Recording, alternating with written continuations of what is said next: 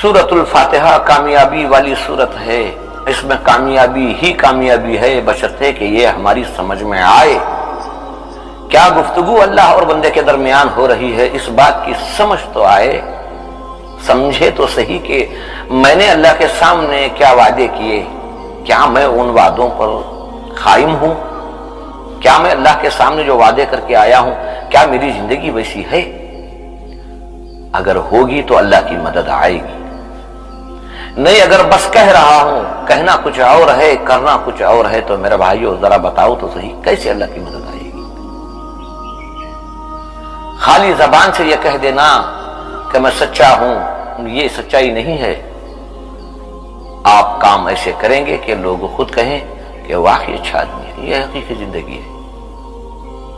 اگر اللہ کی مدد چاہیے توبہ استغفار کریں، اور جو اللہ کے سامنے ہم جو سورۃ الفاتحہ کے اندر گفتگو کر رہے ہیں بس اسے سمجھنے کی کوشش کریں، اسے سمجھ جائیں گے تو انشاءاللہ اللہ کی مدد بھی آئے گی اور ہماری زندگی اور ہماری آخرت بھی کامیاب ہوگی۔